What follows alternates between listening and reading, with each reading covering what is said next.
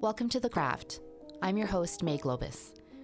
This podcast is a collection of intimate conversations on artistry, mastery, and life with talented, passionately curious creatives and entrepreneurs. Most are dear friends, some are those I've admired from afar. I hope you enjoy these conversations, this exploration of the humanity that connects all of us, as much as I do having them. Thank you for being here and for listening.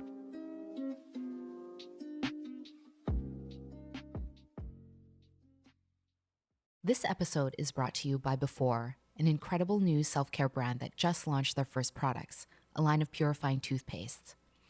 I'm obsessive about my teeth and brush them usually 3 times a day, so I'm super excited to be using Before. It ticks off many boxes of what a good toothpaste should be. Their custom supermint flavor actually tastes really good, and the consistency is silky, and at the same time, it doesn't leak out of the tube, which is a total pet peeve of mine. It's also non-abrasive, so it doesn't destroy your tooth enamel. All the harmful ingredients have been replaced by clean alternatives, and their custom blend of fluoride and dentist-approved ingredients totally promotes optimal mouth health. Before also deeply cares about our planet. Their tubes are made from 100% recyclable plant-based sugarcane and creates 50% less carbon footprint than traditional toothpaste tubes. As you all can tell from the show, I'm a huge fan of good, purposeful design, and let me tell you, the design and color palette of these are beautiful.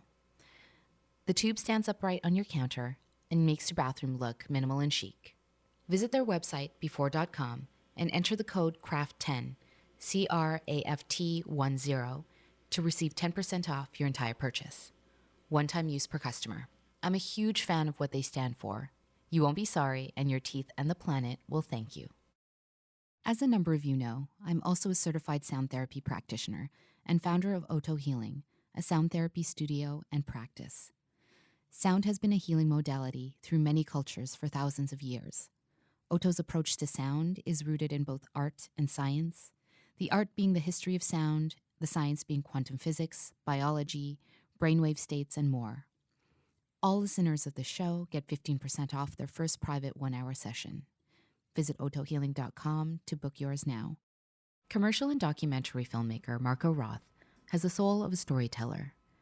There's a depth of heart he brings to every conversation, and that depth shows itself in his canon of work. His short film, Mass 19, a devastating story reflecting the increase in domestic abuse cases during the pandemic, was shortlisted at YDA Cannes Lions and won the Best International Short at the Sedona International Film Festival. He's also 1/3 of experimental music group Touring, which will be doing its first audiovisual art installation at a major museum in Munich this coming summer.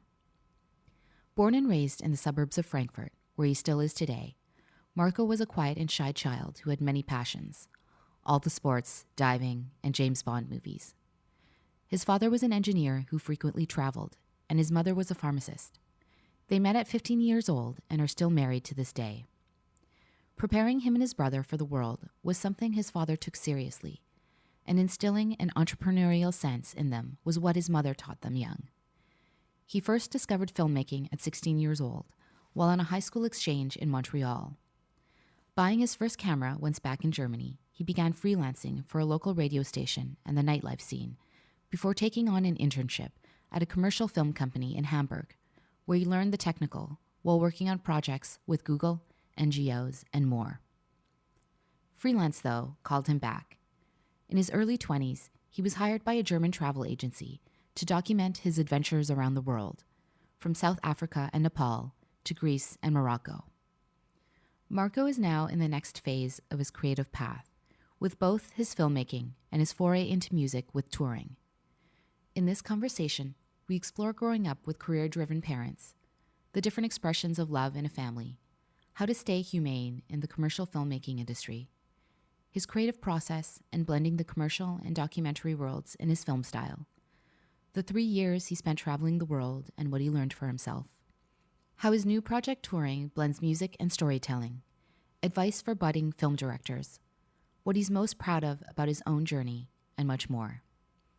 Please enjoy this conversation with the gentle and kind, conscious, and remarkably thoughtful Marko Roth. Marko Roth, welcome to The Craft. Thanks for having me.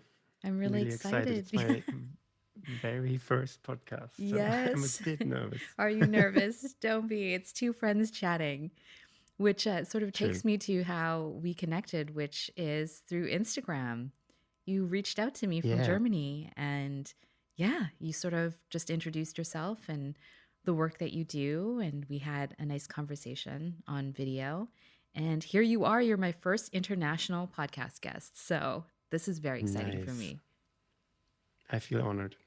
No, I'm a big fan of your podcast, so I thought, oh, why not reaching out and just telling you that I'm a big fan? And yeah, no, I'm very honored to be on it. Great. Well, well, first of all, how are you doing? How are you feeling? Other than nervous, how has your day been? Because I know it's 7 p.m. over there in Frankfurt, right? Yeah, it's the end of the day. It's no, I'm feeling quite good. I just did a 20 minutes meditation to calm down and to um, have some headspace for this conversation with you now. So I'm good. I'm Great. I'm very happy. Well, I'd love to, you and I spoke yesterday, but would love to go back to growing up. And you were Frankfurt born and raised. And I'd love to know more about Right. what it was like. What it was like growing up in Germany and what your family's like and what you were like. That's a very good question. I think it's so weird to reflect on your childhood since you only have so few memories. So it's never really it's never really the whole story. Um, but the memories I have from my childhood were that I grew up in a very protected and um, happy kind of family life. I have an older brother who's also now one of my best friends. He's just 1 year older, so we're very close. I had a dog. I had two parents. We were living a little bit outside of Frankfurt in the suburbs, so um, quite protected and living in a bubble. I would say now. Back then, I didn't realize that. But yeah, I think it's it's very, how do I put this? Sorry if I sometimes need to look for English words. It's the end of the day for me, so my brain is a bit tired. Um, I think I got all the opportunities from my parents, from my environment, which I needed and which I wanted to try. I was this kid who did so many different sports, so many different hobbies. Um, and I think I was a big pain for my parents since I tried something and then half a year later I skipped it and I wanted to do something new. So they always needed to buy me like sports equipment or whatever. And then half a year later, they were like, oh, now there's a new thing. And I had a very big James Bond obsession back in my childhood. I kind of grew up with James Bond being my hero or the films being my hero. So I actually chose my hobbies after the thought that I want to become a James Bond later in life. So I wanted to be prepared. So I did karate, I did my diving license, I did actually sport shooting with guns. Um, I did all the licenses for like motorboats and stuff like that. So I am really prepared to become a James Bond. But later, when I was growing up, I kind of realized, I think acting is not really my thing. So that's maybe also why I went into filmmaking, because I was so obsessed. So the dream shifted from being James Bond to maybe at some point directing a James Bond movie. Mm. Tell me about your parents. Tell me about your dad. Tell me about your mom. I know your mom was a pharmacist and your dad was an engineer. Yeah, right. So my mom, she is a pharmacist, but she became She opened up her own company when we were born, so she was always quite hardworking. And back in the days, it was in the 90s, it was still something special for a woman, especially a woman who just gave birth to two boys, to commit herself to open her own company and to break the kind of roles or unwritten rules of that time, to not take care of their kids like all day. So my parents hired a nanny quite early to take care of us, because both of my parents didn't want to sacrifice on their career. My dad was a engineer. He was quite often traveling for work. And as I said, my mom opened up her own company, starting in the garage of my grandparents and then growing from there. And I remember that for me, that was always normal since I grew up like that. But talking about it now, or talking about it in the years later, I just realized how big of a thing that was. And also how my mom had to argue with our grandparents, who were more traditional, more old school, that that's something she really wanted to do. And yeah, so I grew up with parents who supported my own ideas, and I think I grew up with in an environment where I, from very early stage, got to know that you can create your own ideas, you can create your own company. If you have something which you want to do, just follow it, and don't feel intimidated by the rules of society or by what other people are normally doing. So maybe I think from my mom, I got that kind of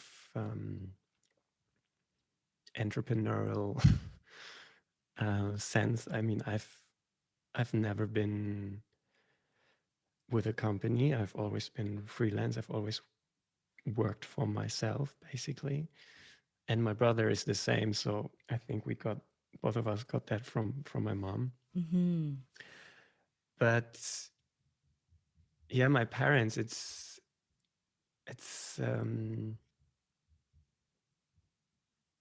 they've definitely formed me. I think like every parents do, form their kids. And that's just what I just said. I think that's just how they formed me from a career point of view, but from a personal point of view, especially about the topic of love and relationship. My parents, they have this very unique story of meeting themselves, or getting to know themselves with 15, and since then they were a couple, and there was apparently there was nobody else. So that's something which also had a very big impact on me, especially in my teenager years, growing up with that kind of dream idea of, okay, if you find this one person, you're gonna stick together for your whole life. Mm-hmm. It's And I romanticized think in a that way. idea, yeah, it's very romanticized. That's true. And that idea kind of crashed quite soon for me. But yeah, that's definitely something which influenced me in my teenager years, and which I'm still kind of working with right now. This whole definition of what it means to be in a relationship. What does love mean, right? So I'm still kind of working with those old definitions I kind of got from my childhood and from my parents. I resonate with so much of what you said. You know, my mom was a really hardworking entrepreneur as well.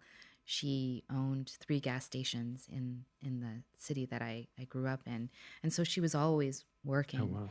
And you know, my stepfather at the time, he was kind of doing his own thing, and we had nannies too for a while, and we had a few, Christina first and then Annie.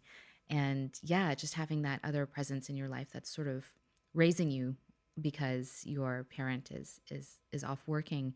And you know, it's sort of this interesting kind of, it's an interesting thing to reflect on, because you know the reason why your parent is working hard and being independent and trying to provide for you, yet you're sort of being raised by this third party. And there's kind of a beauty in that too, but there's also sort of like a longing of, oh, I wish I could spend more time with my parent. Yeah, for sure. Mm-hmm.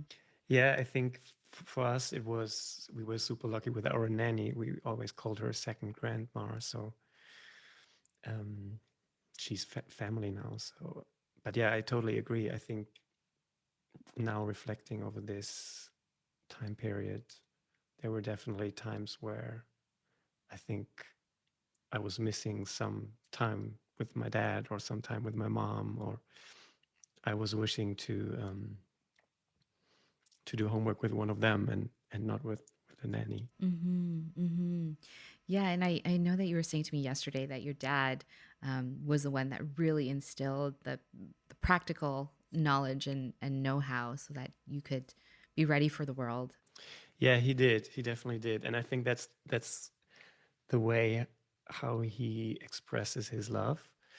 And it still is. And I'm working quite a lot on the relationship to my parents and especially to my dad.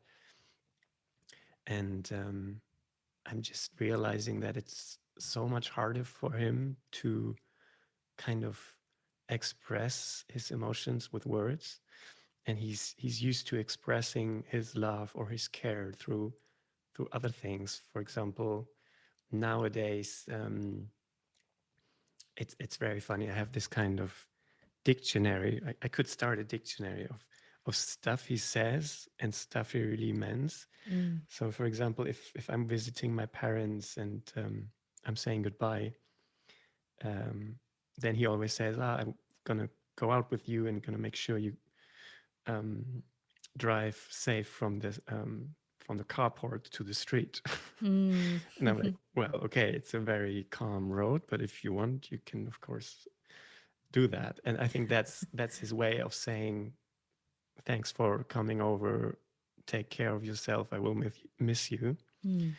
And then sometimes there are other things, they're always connected to cars, weirdly, where he has his way of expressing emotions, but through different things. And I think it took me a while to understand that. And there were some years where I wanted to challenge him and actually wanted him to use words like, hey, I love you, I miss you, thanks for coming over. But I think now I just realized it's fine. I think I wanted to feel comfortable for myself using those words, especially with my parents, but also with other people I love. But for my parents, I think I kind of am totally fine now. I don't want or don't need to change them. I understand their way of expressing emotions now, and that's, for me right now, that's totally fine. Mm-hmm. Yeah, just understanding the languages of love of other people in your life, and that they may not necessarily be the same as yours, or the ones that you hope for, but in understanding that, you can start to see the love and care. Yeah. Mm-hmm. Yeah, I think understanding the language of love of the older generation. I don't know how it is with you and your parents, but I feel like there's always a big difference between two generations. I agree. Yeah, I agree. I mean, my um, I feel like the generation above showed their love by working hard and being able to provide for us so that we can have better futures. And that doesn't necessarily mean that it was in words of affirmation, but it was definitely in acts of service. So yeah, I agree that the Right. generation above is a little bit different. And yeah, there's a lot of reparenting to be done around that for, I think, lots of us. Yeah, for sure. And so I'd love to know more about. So I remember you saying that you were quite shy and quiet for a time in your life when you were younger, and I'm interested to know, with that kind of being quiet, how much you observed of the world because you were quiet, and if you feel that that lent to your career now in filmmaking? Because you also did tell me that you feel like you're very intuitive and that you can read people, which makes you a talented filmmaker. Oh, I've never thought about that connection before. That's super interesting. Yeah, so I was definitely a very shy kid until I was 15, 14, 15. Since I had an older brother, I was always kind of in his shadow. He was the guy talking and I was the guy behind him listening. So I've never thought about it if I did learn to observe more during that time. That's a very good question, but could be. But to be honest, when I was coming out of that shy phase with 15, 16, I directly was looking for something to express my emotions, and maybe that's why I chose filmmaking for first for my hobby and then for my career, because filmmaking was this kind of media for me to express my emotions without needing to speak them out loud myself. So like I said, my father was not that kind of guy who taught me how to express emotions. And my mom also, she didn't really teach me how to express emotions. So I think the reason why I went into filmmaking, and that's something I kind of realized in the last year, is that it was an outlet for me for my emotions. And I realized it during client projects that sometimes I was so attached and I was so personal, and it was just a client's commercial, but still I've put so much heart and so much of my personal story in there that every time there was feedback, I was very pissed when something was not to my liking. So then I realized, oh, okay, I think there's definitely more attached to it. And yeah, I think that's my was for a long time, that was my way of expressing my emotions and letting all that stuff out. Mm. And would you say now that you are a more expressive person? I mean, obviously through your work and through your film, but do you find yourself more easily being able to express with words now? Or I know it's a work in progress, but yeah, I'd love to know how much you feel you've evolved in that sense. Yeah, I think I would say I definitely got better. Yeah, but it's like you said, it's a never-ending story, and I Yeah. keep working on it. But 3 or 4 years ago, I think that was the time where I realized, okay, I really have to find another way, because it's so unhealthy to not be able to express emotions just with language or with action or with touch or whatever. So I think 3 years ago I started psychotherapy, and that was definitely the start for me to dig deeper into my childhood, to learn how to express my feelings and to learn to let them out, and to not keep them inside me. So yeah, I think that's something which I started with 25, 24, 25. I'm 28 now, so the last three years where I think the start of that journey. Mm. And you've had a lot of journeys. So when you were 15 or 16, you actually moved away from home and you moved to Canada was it an exchange that you did, a school exchange? Yeah, it was like a year abroad in Montreal. I went to John Abbott College, actually, in Montreal. And at that time, it was a thing. The 11th grade in Germany, you could, if you want, you could go somewhere else to learn the language, and obviously to learn about yourself. Mm-hmm. So that's what I did. Yeah, I spent 1 year in Montreal when I was 15. And why did you choose Montreal? Again, my brother did the same thing 1 year before, and he chose Montreal. He chose John Abbott College. So I was still in that phase. Okay, my brother did it, so I will follow. I will do the same.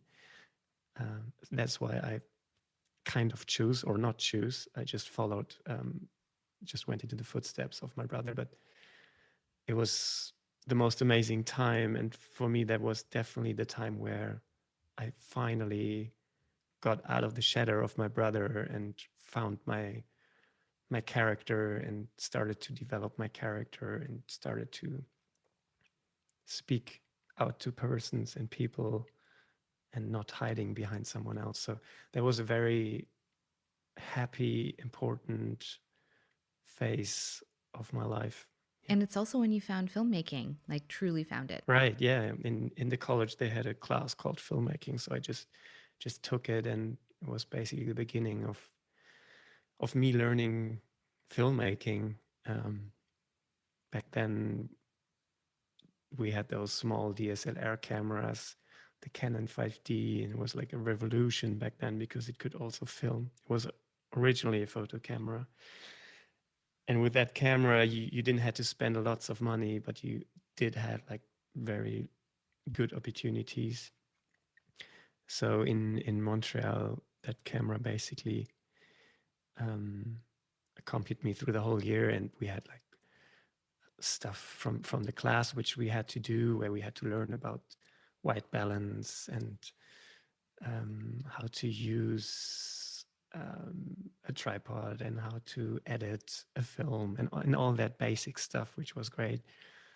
But like I said, I'm more like an intuitive person, so I always took the camera out and just did what felt right. And that was really inspiring for me, and it just felt it really called me in a way, and somehow I can't really describe it. But from then on, I knew, okay, this is so much fun. This feels so right. I kind of have to continue doing that. And back then, I didn't know that I want to do it as a career, but that's what I ended up doing now. Yeah. Mm-hmm. I'm curious to know, because you're a filmmaker, do you feel like you have a distinct style? So if I think of like a Wes Anderson versus a Jim Jarmusch versus a David Cronenberg, they all have this style that you, once you watch it, you're like, oh yeah, I'm watching a film by so and so. Do you feel like you've developed something like that? It's. I feel like I'm coming from the documentary filmmaking world. That's how I started. I mean, when you have so little equipment, that's the only thing which you can do. You just film what's there. So that's kind of the documentary approach. And then I went more and more into commercial work, and now into fiction and scripted world. And what I really love, and I think that's maybe something which is always in my work, or is kind of my signature. I'm trying to combine those two worlds. I'm trying to combine the documentary world with the scripted world. So I'm trying to have the quality of the scripted world, but the authenticity of the documentary world, and finding the sweet spot between those two. It's a big challenge, but it's also so much fun, because you basically challenge all the techniques and all the rules out there.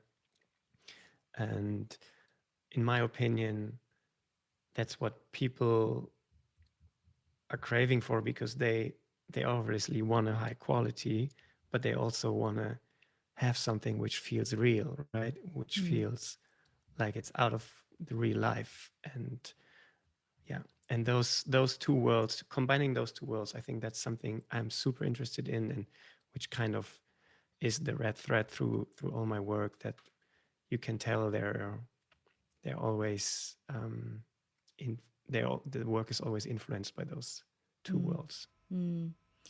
Yeah, you've had such an intuitive career in film. I mean, you've been freelancing for most of it. So when you got back from Canada, you were freelancing for a local radio station, and then you moved into the nightlife scene and parties and festivals, and then you ended up doing an internship in Hamburg at a commercial film company. So yeah, you've sort of just flowed from one to the other.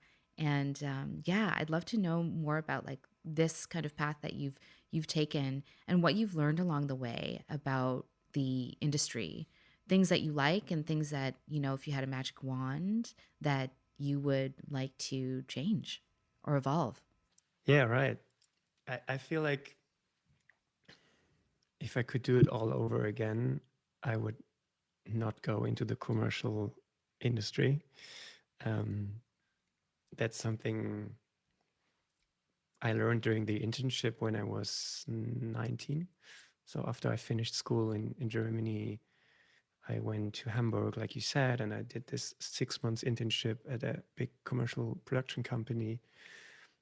And it was the first kind of connection I had with that industry. Before that, like all the jobs I did, I was this one-man show. I had my own camera. I did my own edits. Like you said, I did some jobs for the nightlife scene and for a radio station, like all small jobs. And obviously, I was very curious about how the companies like Google and Mercedes are producing their work. So that's why I kind of wanted to move or wanted to get more experience in that field. But when I was in Hamburg, it was really, really interesting from the technical part.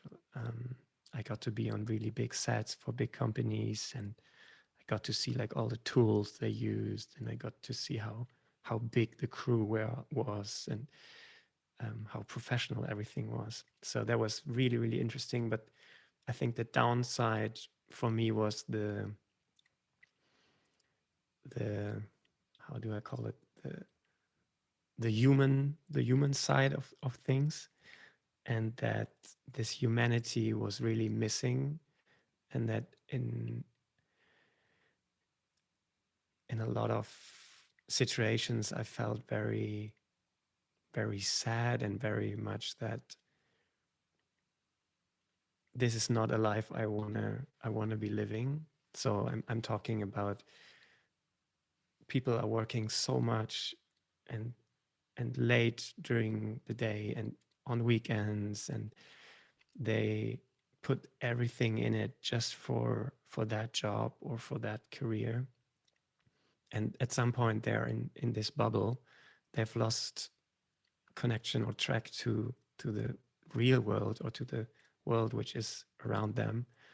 They've only have friends in the industry. They only spend time with people from the industry. So at some point, I had the feeling that all of them were quite sad, and it was quite frustrating and depressing that they were working so much and they didn't seem happy, and still they wanted to continue, and their goal was then, or they kind of um, were proud to say that they just did this big commercial for that company, and so that was basically their value, telling other people that they just did an ad for a big car company. Um, and other people from the industry, they would care, but this bubble is so tiny, right? If you move on 5 years, nobody cares, nobody gives a shit if you've produced a car commercial or not. So I think life is much bigger than that. So that was kind of um, the negative experience I got from that internship, that in this industry, you can very easily lose track of reality, and you can very easily fall into that gap that that's the only reality, and that's the world out there. And I remember I called my dad several of times during that internship, and I told him I really never want to end up like those people in my life, because I felt like this is not what I'm looking for in my life. And I keep remembering those calls to my dad, and I keep remembering those nights where I came home after a shoot and I was just laying in my bed. I was like, oh wow, that's not where I want to go. And weirdly enough, now 9 years later, I'm a commercial film director and I'm working in that field. So that's very that's also something I don't understand. But I see it in a different way. I see it as a chance. This internship, which I did in the very beginning of my career, it taught me to not lose my values and to not lose track or connection to reality. So in a way, it was a very good and a very early reminder. If I would go into that industry, I have to be careful and I have to take care of myself, and I need friends, people outside of the industry. I need to spend time outside of the industry. So I kind of had already this rule book for myself. Okay, if I'm going in this industry, I have to do it that way. So that's kind of the way how I see it right now. It was a chance in that sense to go into the industry, but to try to stay or keep a healthy balance. Yeah, yeah. In listening to you, it seems like that experience sort of caused you to find your own moral compass within the industry and sort of an Yeah. anchor from which you can operate from very comfortably and as who you are. Yeah, definitely. I think this moral compass in this industry is it's every time it's a struggle, but I do have a moral compass, and I think that's the important thing for me. Yeah. Some people, I think, won't even have one because they've just lost it along Hmm. the way. And hopefully they can get it back somehow along the way. Yeah, yeah, Yeah, yeah. So I want to go back to some of the things that you did. You ended up going to school and studying media and economics, but ended up wanting to push your freelance more. And this freelancing led you to do some travel work for a number of years. And that time in your life, you went to several different countries. And I'd love to know, in those years in which you were traveling and filming with your friends who were your team, quote unquote your team, what did you learn about yourself in that time? Like, how did travel make you grow? Well, I think back in that time when I was studying in Stuttgart Media and Economics, I was 20 and studied for 3 years. So from 20 to 23 or 24, I was in Stuttgart studying. But like you said, I had this huge opportunity to travel around the world making films for a travel agency, and they kind of gave me the opportunity to put my team together, always 4 people, and then they would send me or send us around the world, and for each destination we produced a little destination film. And obviously those people I choose were my friends. So I think that was something I learned very early, that traveling is so amazing, but it doesn't matter how beautiful the destination is or how nice the beach is or how great the view is. It's always about the people you're with. And that could be that you meet very interesting people locally, but that could also mean that you have friends traveling with you who make the time so amazing and the experience so much deeper. So I think during that time, my learning and my experience was that it's always about people. Mm. It's not so much about the destination, and that's something you learn along the way, and especially when we've met. The most amazing experience were when we've met like really cool people locally who didn't treat us as tourists but as friends. And I had the most amazing conversations with my crew or my friends during those days, because you just gain so much perspective being outside of your everyday life. And yeah, but I think, to answer your question, the thing was that it's always about people, not so Mm. much about the destination. Mm. Well, I'd love to explore your creative process, and I'd love to. explore it in two different ways. Um, and I guess my question is your process for doing commercial work, is it different than from when you're doing fiction, um, like narrative film? So for commercial work, there's always normally a brief from the client or from the agency. And for my scripted work or for my passion projects or for my short films, there's not really a certain briefing or a certain direction. So all the stories, all the feelings which I want to tell, they kind of come out of me or to me through, for example, the short film I did in Paris. It's inspired by a true story, and I was reading an article about a code word which they used during the lockdown and COVID in Paris to help victims of what's the word? Domestic violence?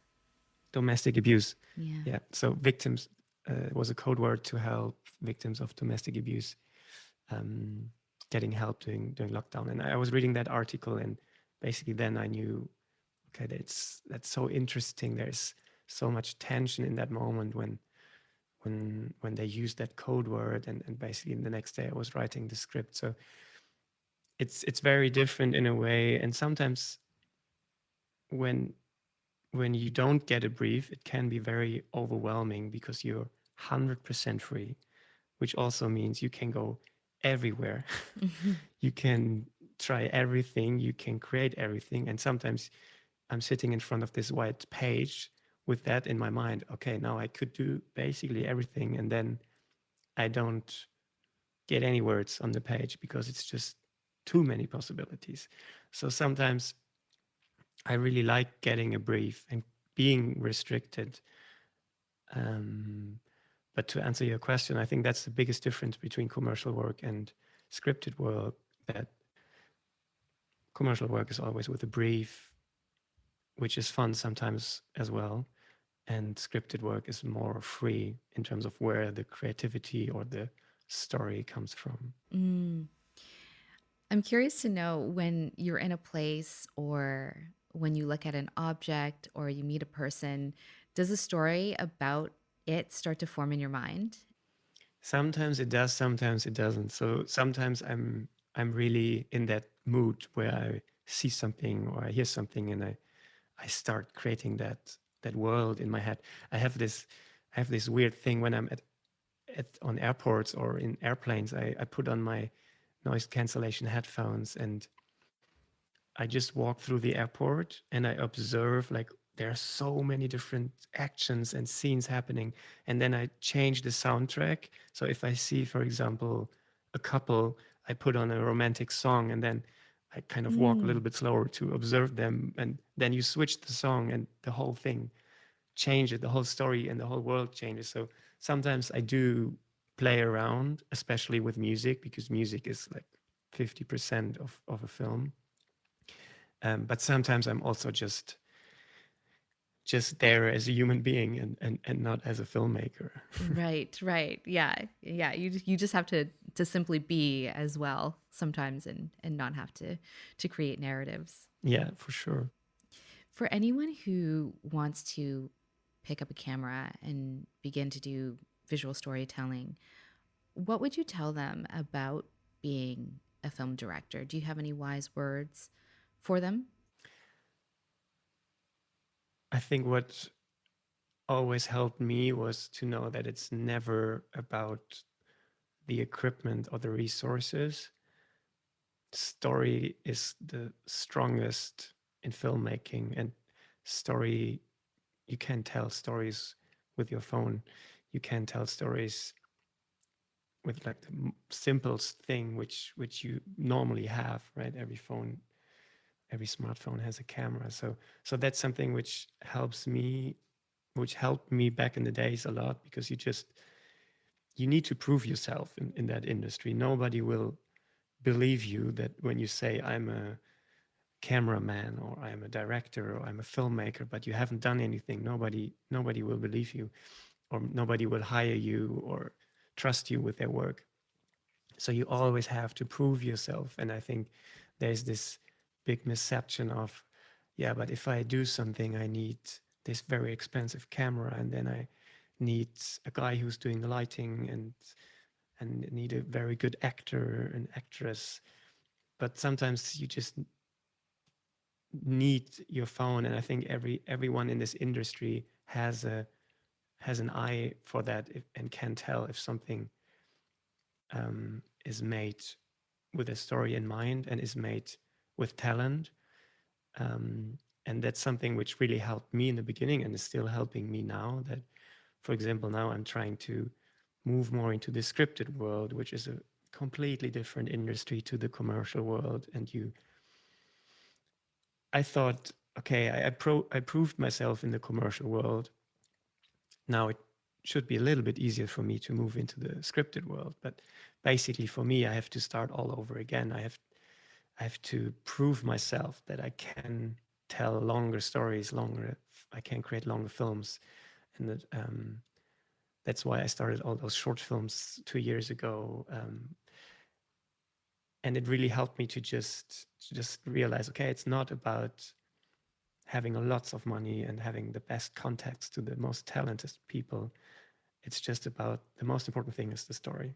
And if you have a good story, yeah, you can film it with your phone and it will work. And that's super, I think that makes it a little bit lighter, and makes it more accessible for everyone in a way.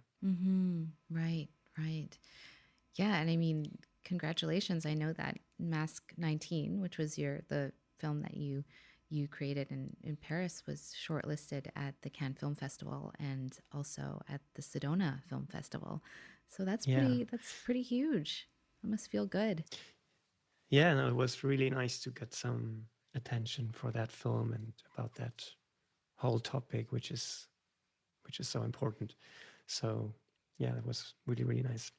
And you also have some other things on the go. You were talking about music and how music is 50% of a film, but you're actually in a music group called Touring with two of your friends. So you're the filmmaker and they're the producers slash musicians. And I know that you're really passionate about this project. Yes, I am. Now touring is my new hobby in a way. So filmmaking was my hobby. Now it became a job, and touring or creating music together with those two guys had become my new hobby, which feels so nice. Finally having something again where you can spend night after night after night, not getting tired, having no pressure from the outside, because nobody expects anything from us, right? Nobody knows that we are doing music, or we don't have some bar to hit because the first album was a big success, and now we have to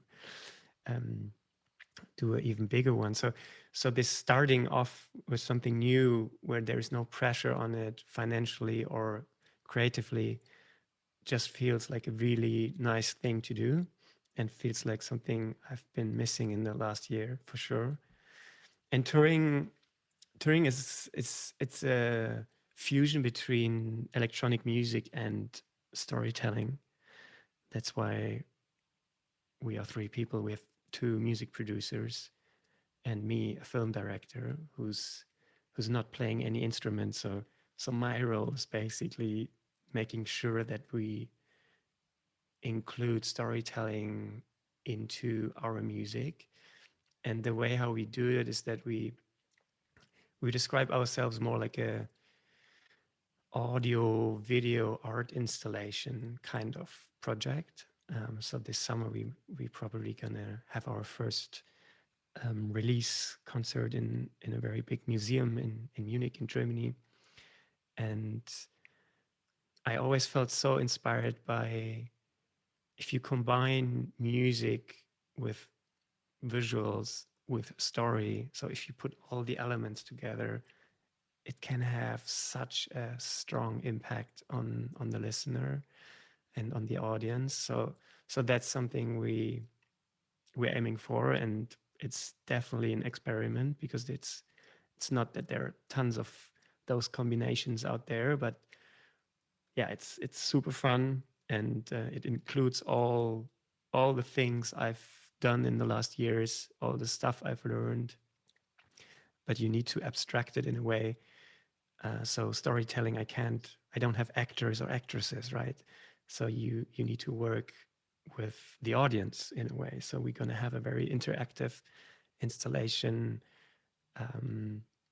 where the live show and the visuals basically interact with the audience. And I don't want to say too much because it's still work in progress, but I think you get the gist. It's so nice to get your head around how could you tell a story with that kind of media and with that kind of setting. And yeah, so touring is definitely a new chapter for me, and gives me a lot of energy also for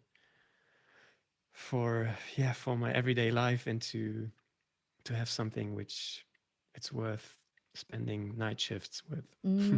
Right. That's how you know it's a love for something, is when you're spending the night shifts working on it. Yeah, for sure. Yeah. And are you starting to learn how to create music now that you're in this trio? Have you started to pick up how to, yeah, make scores and soundscapes? I did play the drums when I was a kid, so I have this kind of rhythmic feeling. But to be honest, I'm interested in analog instruments where I don't need to get to know a whole software. But I don't have the aim, to be honest, to become a pro in producing in the software, because that's just too late for me. I guess there are like others who've done that since they were a child, like my two colleagues, and my expertise lies somewhere else.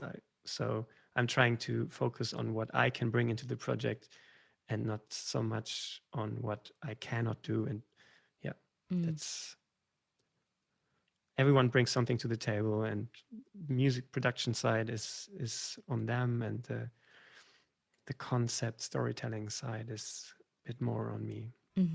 Right, right. And that's a perfect segue into a question that sort of had popped into my mind about 30 minutes ago.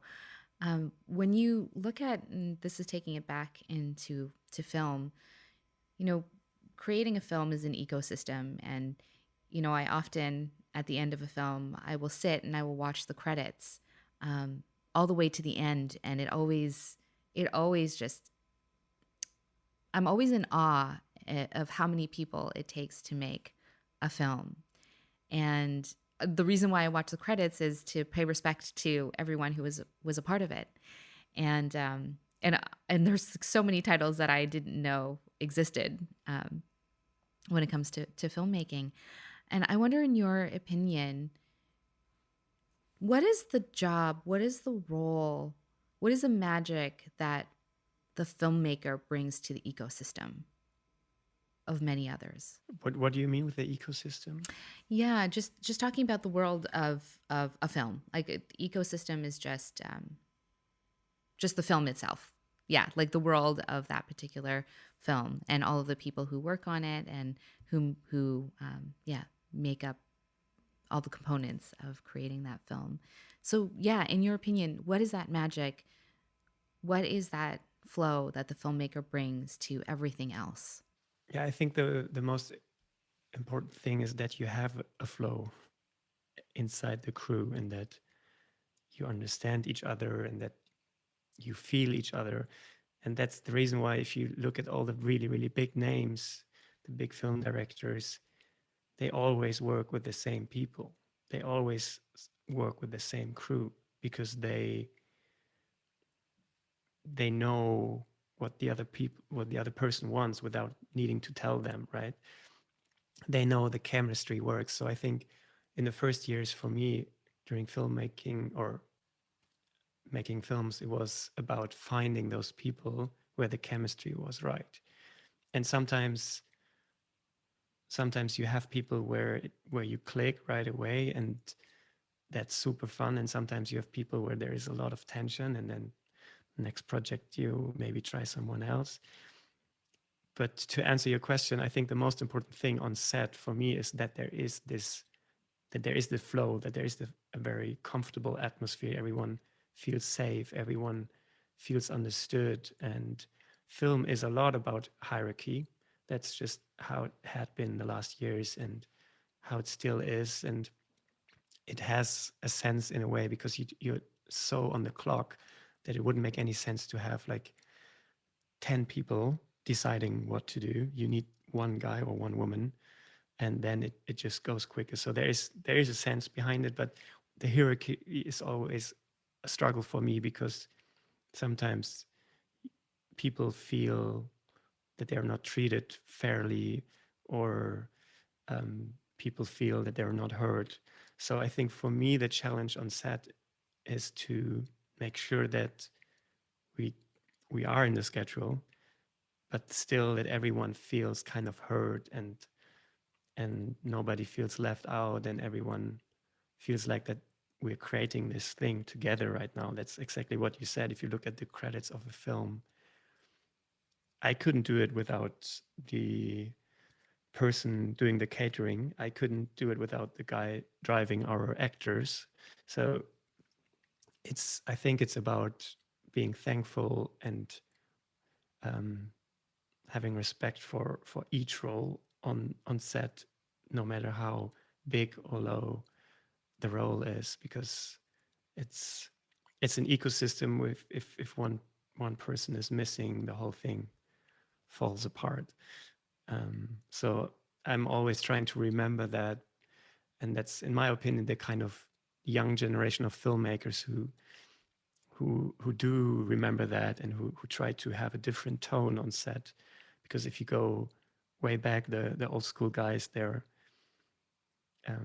those guys who are screaming on set and who have a huge ego, and where runners or drivers were not allowed to talk to the director and stuff like that, which is completely stupid. So finding a way to keep the hierarchy, because the hierarchy has some kind of sense in keeping the timing and making it cost efficient, but also being human on set, and accepting everyone for who he is or who she is, and what they bring to the table. I think that's, for me, a very important thing, and something I keep learning on each set. Yeah, but I feel like it's become a generation kind of thing, that all the younger crew, for them that's really important, and I think that's a very good thing. Yeah, that's beautiful to bring that human aspect back to set. Well, I just have a few more questions because I know it's getting later over there in Germany. Um, my first question is, what's exciting you about the film industry right now? Is there anything that's happening, emerging, that's making you feel like your heart beats a little bit faster? Lately, I was thinking more about where I was coming from in terms of my career. So I started off with that small crew work, right, where we had just been 3 people traveling to Senegal and filming a story about a wrestler for 2 weeks. It's also a short film I did called Keru. So that was basically the very beginning, and then I kind of moved more into the bigger commercial sets, having 80 people on set somewhere in Cape Town. So it got bigger and bigger and bigger. And what excites me now is getting back to the beginning in a way, and to trying to reduce myself, trying to find stories which don't need 80 people to be told, but which just need a cameraman and myself and maybe a sound guy, and then let's go, and just trying to see what we get out of it without any expectations, without any pre-written concept, just being open for human stories, right? So that's something which really, really excites me lately again. And weirdly, that's how I started off. But I really want to move more or do more of that kind of stuff. And I'm sure that's more my passion projects. Will be hard to convince a client to do that, but Back to basics for I'm you. really excited to do that. Yeah, no, I'm really excited to do that more for myself, to get more of the passion back, and to see how I started off, right? I think that's something which I would love to do more that year. Question for you and your personal journey. In your 28 years on Earth, and all of the ways that you've grown, what are you most proud of when you think of your own evolution up until this point? Oh wow, I need a minute for that. Yeah, I got one. I think the thing I'm most proud of is that I always trust myself or my gut feeling. And there have been ups and downs. Definitely, there have been times where I felt very insecure, but not only in my career, but also in my personal life and in my personal kind of growth. What gives me a lot of strength and what I'm really proud of is that I can always trust my gut feeling, and it will always lead me into the right direction. And sometimes I don't have to understand why, or sometimes I just don't have to understand. And knowing that really helps me. And I think that I'm really proud of that, because a lot of people struggle with that. They have that inner voice, but they put a lot of energy in making sure that they are not acting from that inner voice. And that's something I'm quite proud of. Yeah. I love that. That's really beautiful. My last question that I ask all my guests: with what you do, what is it that you want to leave behind in the world? I think with telling stories through my films, and with whatever will come up, the most important thing for me is showcasing humanity and making sure that we know that there is a soft core in everyone. That's quite general, but I'm trying to not be too specific, because I don't know what I will do in 10, 20 years. But I feel like that's very important to me, since the whole society moves more into digital stuff and robotics and whatever. And I just feel like it's so important to remember that we're all humans. Everyone has a soft core. And with the films I do, and also with touring, the music project I do, that's kind of always the number one message I want to get out, that we shouldn't forget our humanity. Marko, thank you so much for sharing your beautiful heart and all of your thoughts. It was so wonderful to have you on the show. And I guess I need to get myself out to Munich to support your touring show. Yes, it would be amazing. Try to make it It would be happen. super cool. If people want to connect with you or with touring, where can they find or follow you? So my work is on Instagram. It's Marko Roth. And touring is also on Instagram. We're also on TikTok, which is quite new for me. So, but we are there. So for the younger generations, you can find us on TikTok, and we're called touring dot WAV, which is like WAV, like the ending of the sound file. It's a little joke. That's our two. It's the two handles. It's Marko Roth and touring.wav. Amazing. Well, thank you so, so much. And I can't wait to catch up again soon. Yeah, thank you so much for having me. As always, thank you for being here and for listening. To learn more about today's guest, visit the episode page for show notes and links on wearethecraft.com. You can find the entire podcast archive here or explore more conversations with past guests on Spotify and Apple. Don't forget to hit the subscribe button on these platforms, including YouTube, to get notified when new episodes drop. Any likes and shares on social media are deeply appreciated too. Sound and audio engineering for this show are by Andrew and Jeba Gaspis. All guest portraits and images are by Juno Kim.